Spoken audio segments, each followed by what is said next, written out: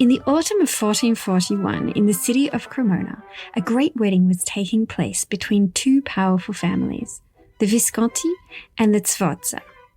The bride, 16-year-old Bianca Maria Visconti, was the daughter of the Duke of Milan, and the groom, 40-year-old Francesco Sforza, was a brave warrior and trusted advisor to the Duke. As the wedding feast was being prepared, disaster struck. A great drought had struck the land, and the city of Cremona was left without the necessary ingredients to create a grand dessert for the occasion. The cooks and chefs frantically searched for a solution, but to no avail. Desperate, one of the chefs had a brilliant idea. He decided to take what little sugar and almonds they had left and mix them together with some honey. He cooked the mixture until it became a soft, chewy confection that could be cut into small pieces. He then shaped the nougat, or torrone, into the form of the city's famous Torrazzo bell tower. When the wedding guests were served the nougat, they were amazed at the sweet, nutty flavour and chewy texture of the new dessert. They exclaimed that it was the most delicious treat that they had ever tasted, and they begged the chef to reveal the secret of its creation. From that day on, the recipe for the nougat was passed down from generation to generation, becoming a beloved part of Italian culinary tradition. The nougat was said to have been a symbol of the ingenuity and creativity of Italian chefs who could turn even the most meagre ingredients into something truly magical. This is the legend of Cremona's nougat, and to this day you can buy nougat shaped as the Torrazzo Tower.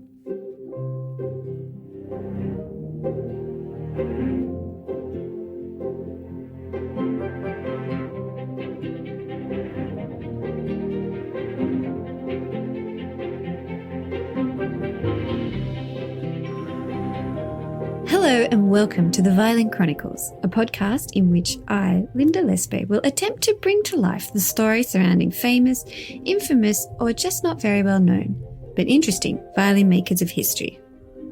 I'm a violin maker and restorer.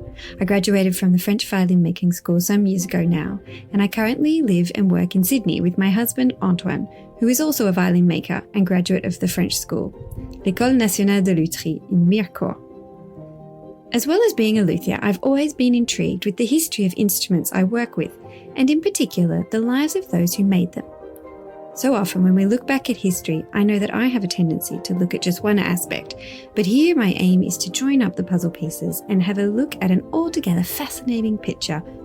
So join me as I wade through tales not only of fame, famine and war, but also of love, artistic genius, revolutionary craftsmanship, determination, cunning and bravery that all have their part to play in the history of the violin. Welcome back to the story of the Amati Brothers. In the last episode, we left them in the midst of a busy and productive period in their lives.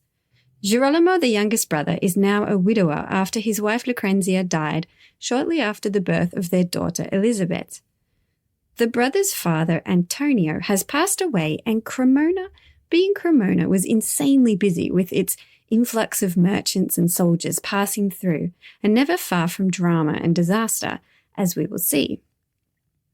Because of continual war and armies marching through the town, the walls were in a sorry state, but life ploughed on as usual, and no matter how bad things got, people still wanted music, and musicians still needed instruments.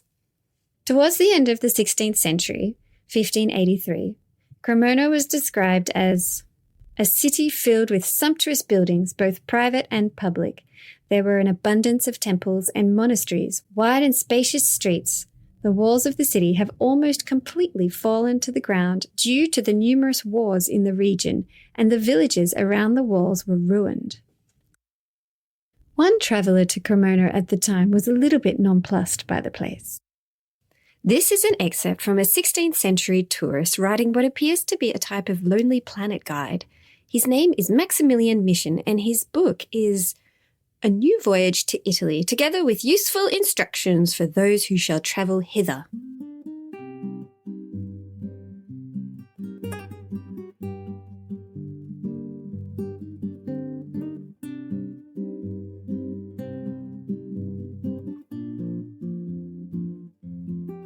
We followed the course of the Po at some distance till we came over against Cremona, where we crossed over the river in a ferry boat. There are no bridges on the Po below Turin. Cremona is seated on the left bank of the river in the Duchy of Milan. It is a pretty large city, but even poorer and less populous than Piacenza. There is nothing at all to be seen in it, though its tower and castle are very much extolled. One of their authors has the confidence to tell the world that the tower is reckoned to exceed all others in height, and for that reason esteemed one of the wonders of Europe, and that the castle is the strongest and the most formidable citadel in Italy. If I had not been accustomed to the lofty and hyperbolic expressions of the Italians, I should have been strangely surprised, after all these rodomotantes, to find nothing at Cremona worth observation. The castle is an old, shapeless and half-ruined mass, which in its very best state deserved not to be compared to a well-contrived fort, but perhaps might have been reputed tolerable in the days of crossbows. And the tower is neither handsome nor very high, but inferior to 1,000 that are not so much as mentioned. It was built by Frederick Barbarossa in the year 1184. There is a tradition that the Emperor Sigismund and Pope John the 23rd went up this tower with a certain Lord of Cremona, who repented afterwards, as he several times declared that he did not throw him down from the top to bottom merely for the rarity of the thing. And perhaps it was this story that gave the first occasion to the reflections that have been made on the height of the tower. The inhabitants of Cremona boast much of the antiquity of their city, but they produced not any monuments to confirm it. The antiquity of Cremona has a very near resemblance to that of the Po.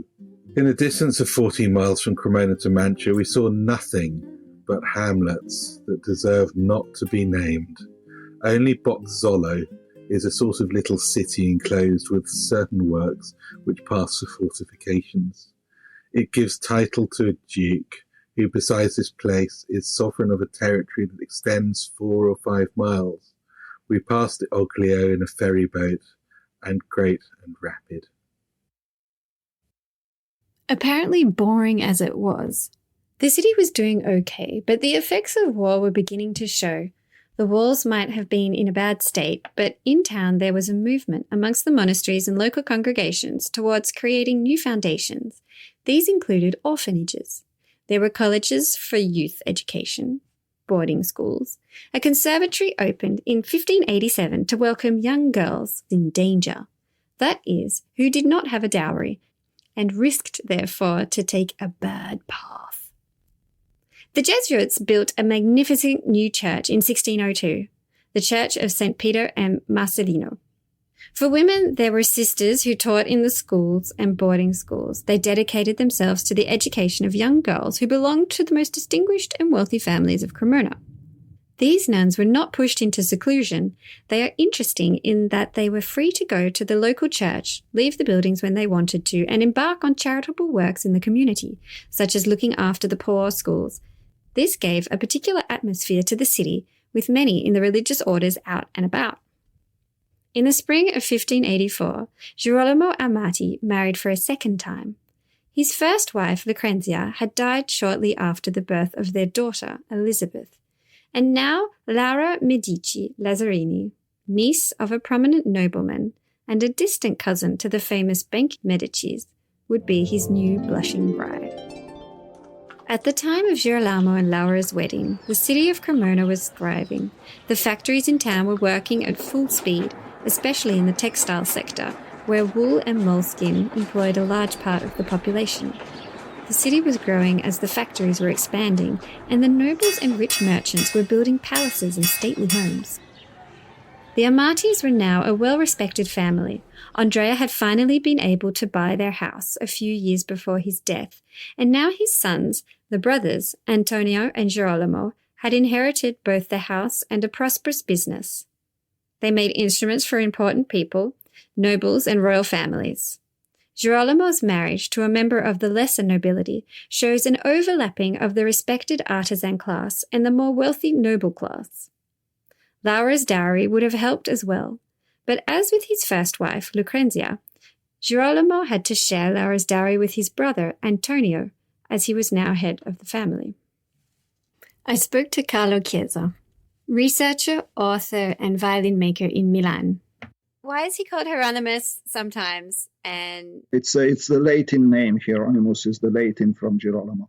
So I used the Italian, but it's the same name. And on his labels, it's Hieronymus. He used a Latin form, Hieronymus. Is it always Hieronymus?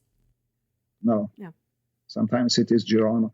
But the reason is that if you use the Latin name, is Hieronymus. So for foreign, not Italian-speaking people, I understand Girolamo is a bit difficult to remember, and Hieronymus is much easier because it's also German and the English form for Girolamo. So I think that's the. It's just confusing. But it is Latin. So. No, come on. We are speaking of 4 generations, 5 makers, With the brothers, Amati, why do you think there was such a large age gap between the 2 brothers? Yeah, we don't know exactly. Apparently, Antonio, but we consider that is just a theory, that Antonio was born many years before Girolamo, so Girolamo was much younger. Antonio was apparently an old man, a middle-aged man when Girolamo was a boy. So since this, I suppose at some point that they were half brothers, because perhaps there was a second wife. Could they have had Antonio and then had a bunch of girls and then Hieronymus? Because I feel like sometimes they just don't say if there are girls. There are three sisters. Oh, in between? Yes. Oh, I mean, so it's possible. I mean, if you're like 18 when you have the first kid and then 28, 30, 38, 40, yeah, you can do that. It's possible. No, absolutely. Everything is possible. And I also think it was not so important at that time, probably, because the family was a family in which if the head of the family was a strong man, it was not possibly so important if he had a second wife and the sons were not sons but half brothers.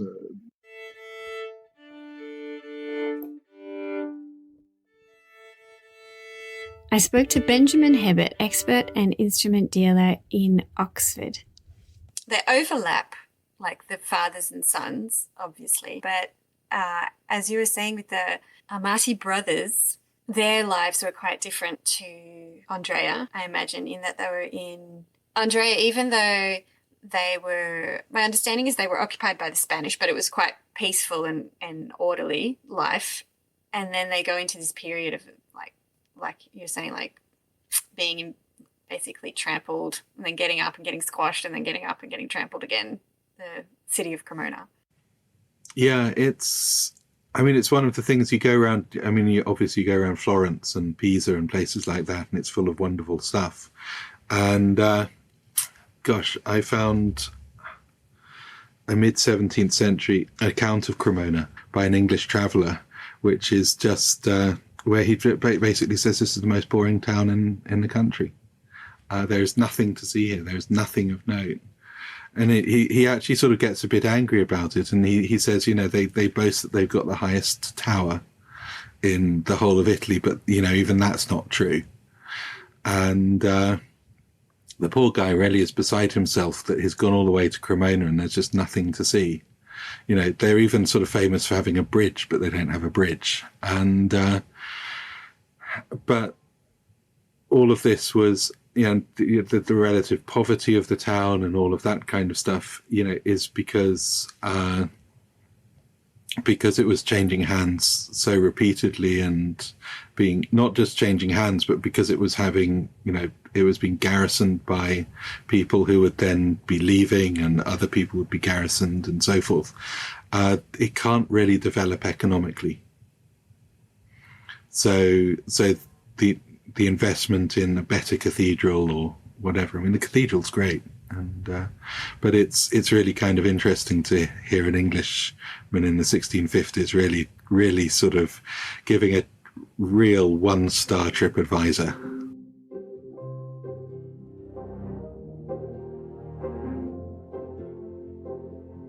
As for the roulette of childbirth at the time, Laura was luckier than her predecessor and seemed to have no trouble having babies. One was probably on the way by the next year when things started to get a bit worrying.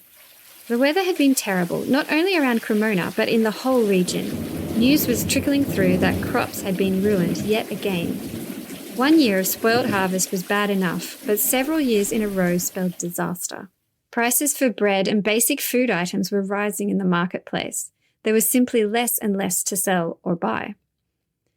It was now 11 years since Antonio had passed away, and the workshop had been busy. One of the characteristics of the Amati Brothers' work was the variety and willingness to experiment. At this point, instrument sizes were not standardized, and the workshop was exploring different possibilities, making varying-sized violins, some very small, others larger, cellos with 4 or 5 strings, violas of differing dimensions, sets of viols and other stringed instruments. But living and working with a sibling can take its toll. The budget was strained at home and tensions were rising between the brothers. Antonio was at least 13 years older than Girolamo, and he had grown up working with their father much longer than his little brother. But differing characters, living in the same house, and working together was getting too much.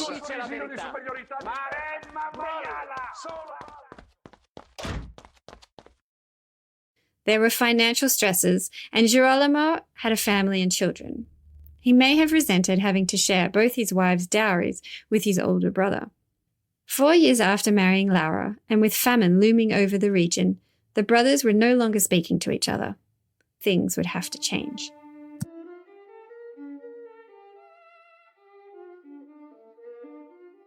Yeah, I find it hard to. There's not that much about the Amati brothers to go on. Although they do have that fight, the famous fight. The famous fight.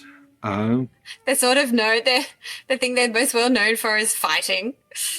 Benjamin Hebbert. Yeah, I mean, Antonio is a lot, his 21, we think he's born around 1540. Girolamo, we think, is born in 1561. I mean, really, they're well and truly old enough to be father and son. And they're having sort of, put up with each other that way. So if Antonio's probably about, in his 20s by the time that Andrea, his father, is making these instruments for the French court, he must be complicit with him. And then this guy who's 20 years younger than him suddenly comes along. And, by 1600, we see the same, we suddenly see the edge work that we see right the way through the Amati dynasty. We see, even to Strad and so forth. And, the birth of, the final birth of the Cremonese violin as we know it is something that happens. I don't know when. I don't know what the earliest instrument I'm going to find with it, but it's closer to 1600 than it is to even 1591. There's a lovely viola in the Ashmolean Brothers Amati, and it's still a prototypical one as opposed to a typical kind of Amati.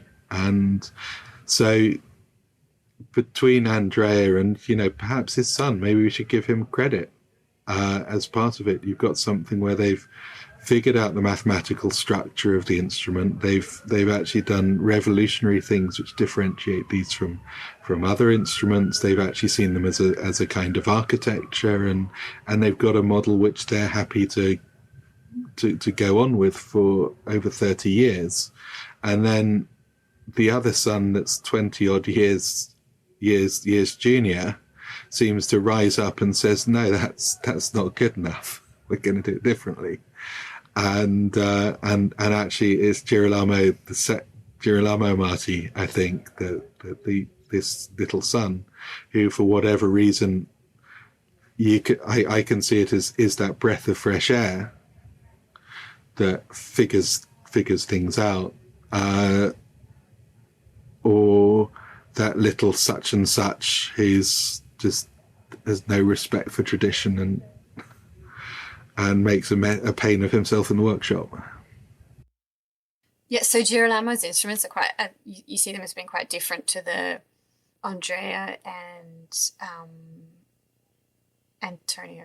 I think the simplest thing is if you lie a violin, imagine lying at the back of a violin as flat, and you take a marble and you let the marble roll off in any direction, then the marble is going to just carry on like a ski jump straight out into everywhere.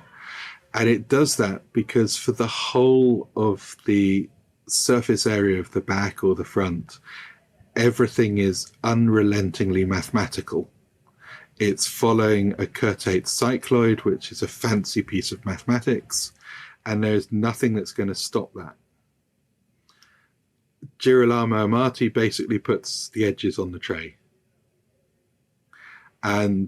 But those are really interesting because they reinforce where the ribs meet the back and the front, and they actually allow the whole thing to be a little bit more flexible just on the inside. So if you take a Girolamo Amati and roll a marble down it, I'm not suggesting you do that with a real Amati, then it won't fly straight off. It'll either skip over or it'll sort of fall into that sort of trayishness of that nice round thing. And that's one of the things that makes an awful lot of difference. The instruments actually become far more unified at that point. There's far more predictability in how they look. There's just all sorts of refinements. He obviously loves what's been done before. And it's very interesting. So the brothers Amati, their labels actually say Hieronymus and Antonius. They use the Latin. Their names are Antonio and Girolamo. Hieronymus and it then says that they're brothers, and then it also says that their father is Andrea.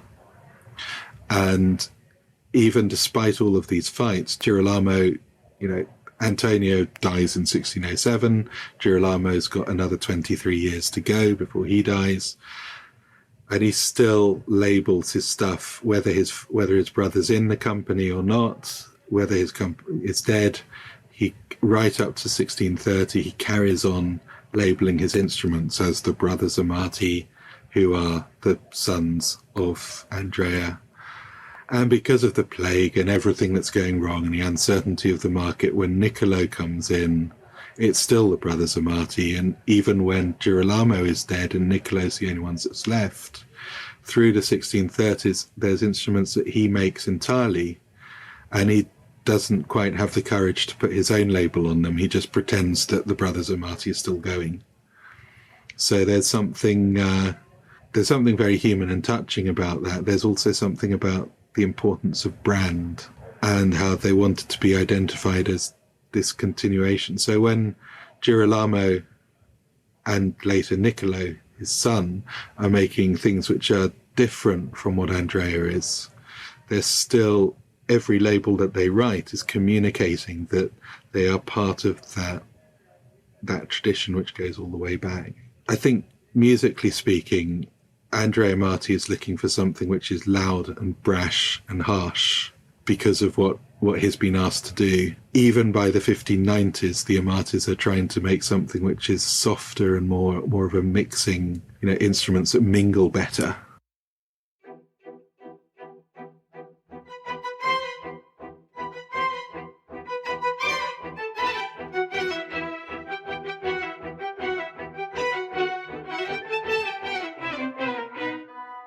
In 1588, Girolamo wanted out, and he demanded Antonio return his share of both Lucrezia's and Laura's dowries, probably knowing full well he was in no position to do such a thing.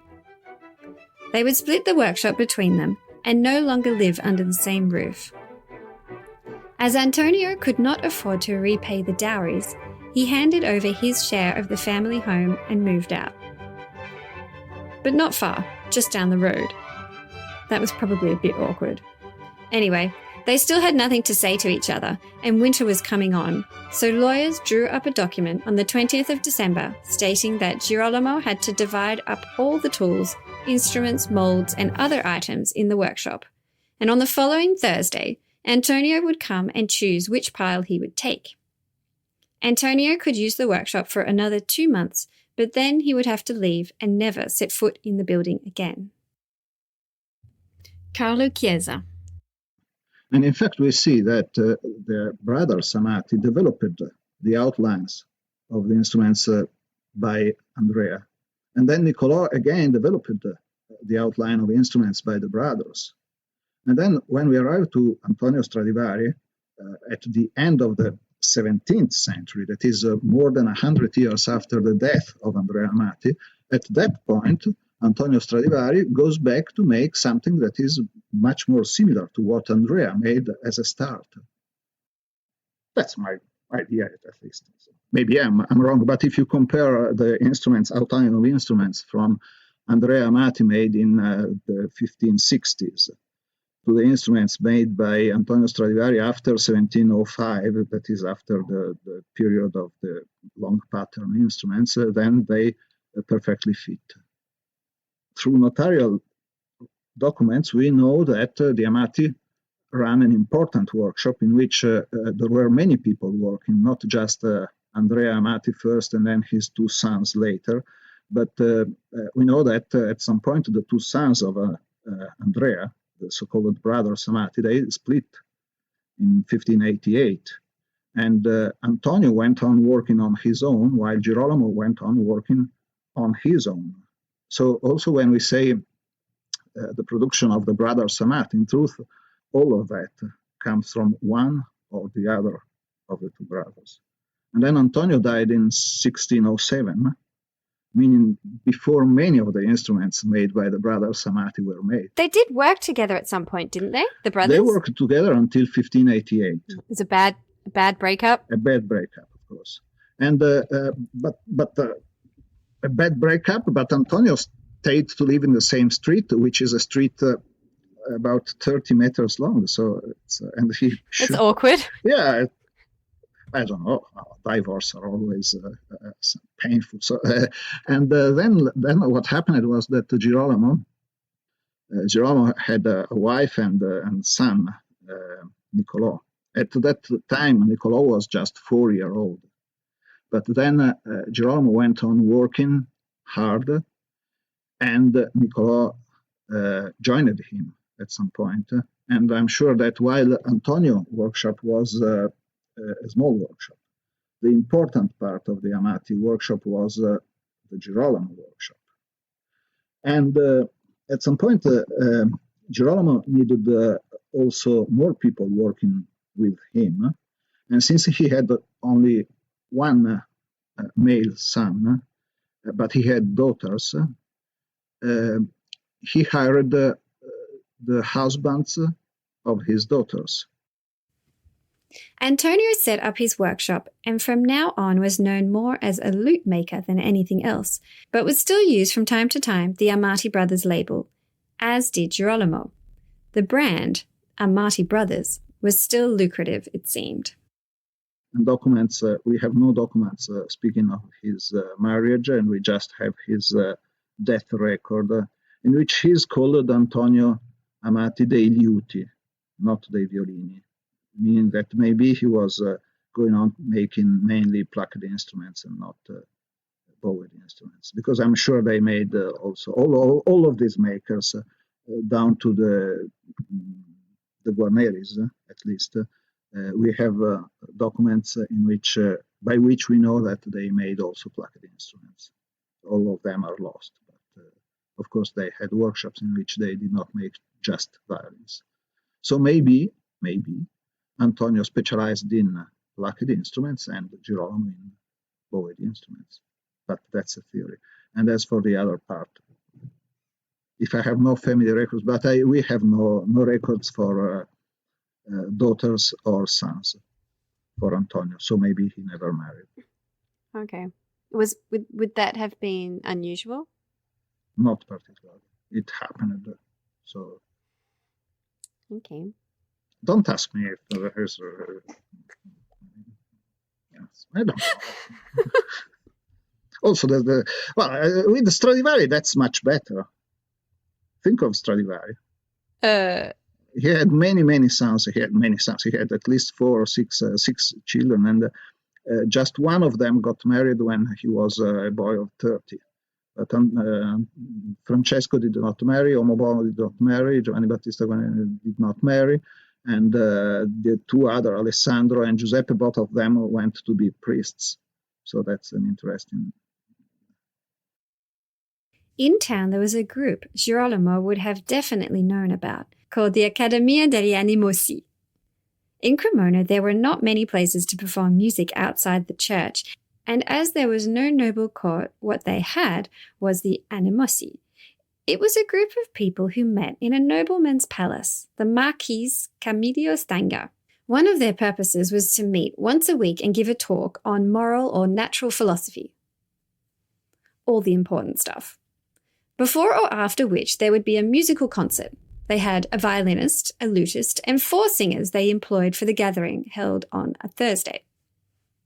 Monteverdi writes in a letter about the gatherings, as he has some of his compositions performed there.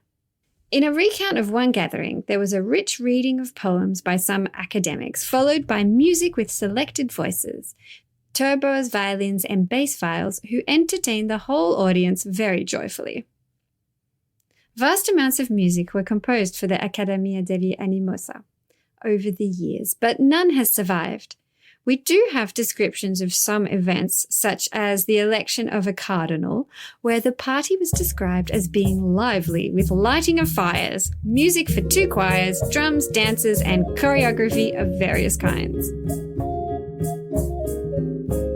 Back in the Amati house, Girolamo and Laura's family was growing, which was nice, but actually not so great, it turns out, because it looked like the food shortages and famine were only getting worse as they had more and more mouths to feed.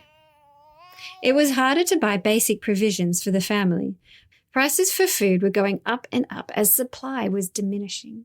The markets were emptying out of cellars simply because they had almost nothing to sell, and what they did have was costly. During this time, Girolamo made a violin that today is played in the Australian Chamber Orchestra here in Sydney. I speak to Ilya Isakovich about what it's like to play on this Amati Brothers violin. My name is Ilya Isakovich, and I played the violin in the Australian Chamber Orchestra for nearly 19 years now. At the moment, I'm extremely lucky to be the custodian of this amazing Brothers Amati violin. It's kind of a dream come true. I think for every musician, especially violinist, you sort of grow up and hear the legends about Stradivari, Guarneri, Amati. Those 3 names mostly come up as the greatest violin makers of all time from Cremona. So I never actually imagined that I will be playing one of those 3 makers' violin. I was born in Ukraine, and of course those instruments are incredibly expensive and difficult to obtain. But I always dreamed about it, and I was kind of imagining what it could be like playing one of those.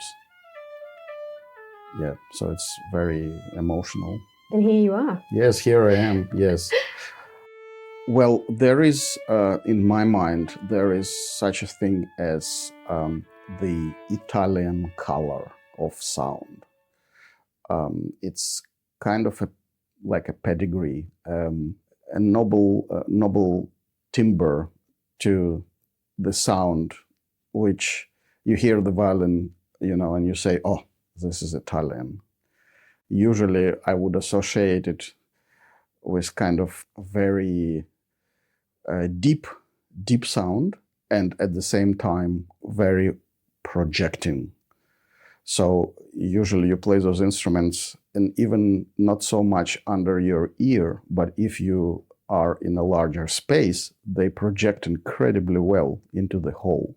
But this instrument, the Amati, you kind of play and people say, wow, it just speaks. I think there was some kind of secret those makers possessed that allowed them to make instruments that work incredibly well in large spaces. I'm not even sure what it is. Maybe something with the geometry or something with the timbre. Yeah. And how does it blend with the other instruments in the orchestra? Oh, it blends incredibly well. The interesting thing about the ACO is, as lots of people are saying, we're essentially an orchestra of soloists. So it does not only have to blend with the others, but everyone has got his own personal voice, which really matters in the complex sound that we produce. There are only 17 of us, so everyone matters a lot.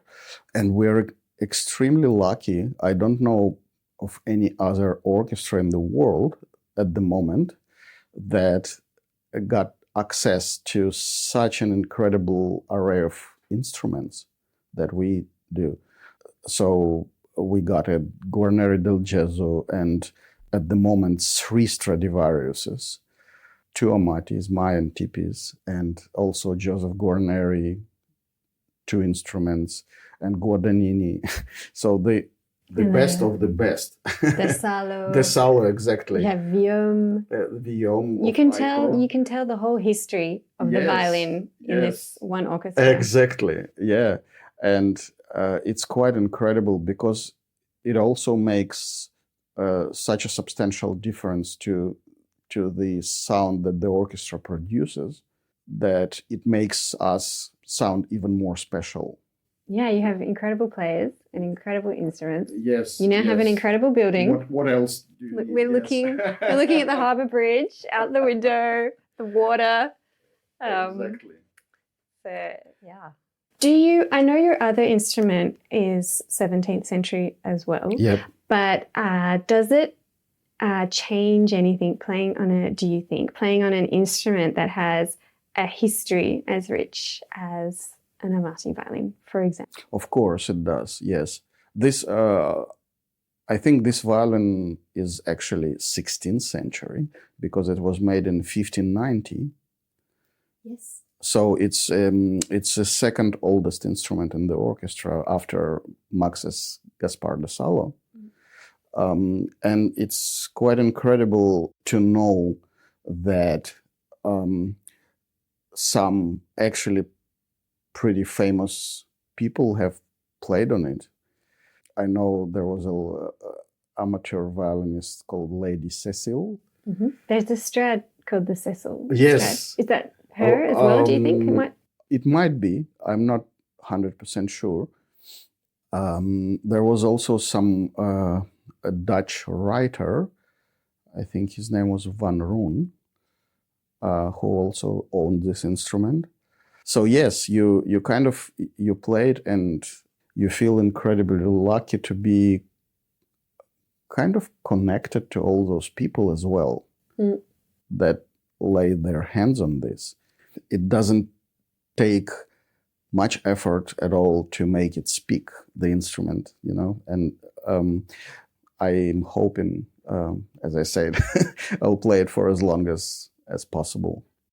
Yeah, so in 1590, what's interesting is that there was a famine in Lombardy, yes, in Cremona, and it was actually the worst famine that Italy ever had. It was very severe, and there was just torrential rain, and it wiped out the crops, and the farmers couldn't, like several years in a row, so they just couldn't bounce back. And so it's interesting to think that his wife,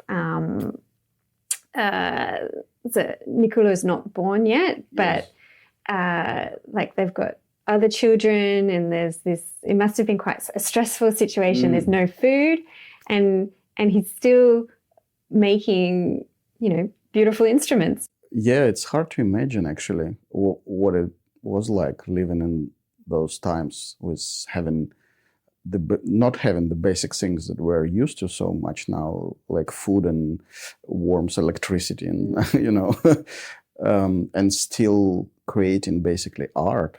Yeah. You think of it's kind of the same period as all the Italian Renaissance painters. It's for me, it's a piece of art. It's not just an instrument to play, and you think how much work goes to create such thing. Yeah, I mean, it's not only art, I suppose, but it's all mathematical. It's thought out. It's geometry. It's proportions. Yes. It's and an artwork at the same time. It's a whole. And they were also at that time kind of the violin as an instrument wasn't really very much kind of set in stone in terms of what it is, and how it should look. So the dimensions, for example, and all the proportions kept changing all the time. And Andrea Amati, who was the father, is considered by many to be the father of the violin as we know it. It's actually a pretty different instrument to what Stradivari later produced, and Guarneri changed it a lot as well. So it was all kind of experimental at the time. And yet it works. And it works amazingly well. Yes. I think for example, this particular violin, the dimensions of it are quite small compared to, as I said, the more modern and larger models of Stradivari and Guarneri, and then all the makers who tried to copy them. Yeah. It's even more incredible that it produces this kind of sound of that magnitude that it does with a smaller body. Yeah. Cool. Could we see it? Can I see it? Yes, absolutely. So I remember you brought it into the workshop a few months ago, yes, didn't you? Yes. I had Antoine replace the bridge. Yeah. Yes. How is it? It's beautiful, Okay. yes. And no issues since then. Yeah. It's very delicate looking, isn't Yes, it? exactly. It's almost like ladylike. Yeah. And the scroll is very fine and very quite pronounced archings, but it's still got that that's the typical Amati scoop. Yeah, and it's kind of very high arching. It'll do the scoop and the Yes. bulge. And is there a pin in the back here? That was it looks like because they used to hang the violins in the shop. Ah. Yes, and they would just drill a hole. Yes, yes, they would just drill a hole and put a. All right. Do you know when that was? When they at what period they did that? I don't know. Wow. It's we know. We just drill a hole. Yeah, drill a hole. Why not? And it's also quite remarkable that you look at it and you think it was made in 1590, and it's in such amazing shape. Yeah. I mean, it's. And the varnish is good. Most of the original varnish is still there, and no damage, no cracks, so. It hasn't you expect if you so it's obviously been well looked after. Every owner has exactly. Every owner had the respect yeah for the maker. Yeah, which kind of leads to the sort of a continuity of the idea that Amati was a good maker. Don't mess with it. Yeah.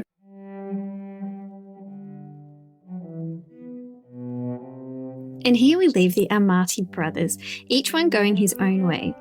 Their own way, but still staying in the same street nevertheless. And it is understandable from this point on, the majority of instruments in the violin family are by and large attributed to Girolamo, the younger brother. Antonio, as Carlo Chiesa mentioned, appears to have veered towards the plucked stringed instruments, as a future record of him as a lute maker appears.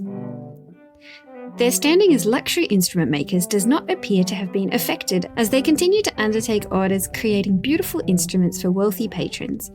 But life has a way of being unpredictable and surprising, as the two brothers will soon find out as the next century approaches. So at this stage, we are at the second generation of the Amatis, and Girolamo is about to have a son, Niccolo, who will do something quite extraordinarily different to his father and grandfather and change the history of violin making forever. So do stay with me for the next instalment of the Violin Chronicles. But for now, I'd like to thank my lovely guests on this episode, Ilya Isakovich, Benjamin Hebbert, and Carlo Chiesa. If you would like to support the podcast, please head over to patreon.com/The Violin Chronicles and do that. It would be wonderful to have your support, and you will also have access to bonus episodes and the All You Need to Know podcast, where we go through each maker and quickly detail their life and do a rundown of the characteristics in their instruments and how to recognize an instrument from each maker. Do subscribe to the podcast or leave a review on Apple Podcasts. And if you want to follow on Instagram, the handle is @TheViolinChronicles. And what you're hearing right now is Timo Vecchio-Verve play on a 1616 Amati Brothers cello. Until next time, goodbye.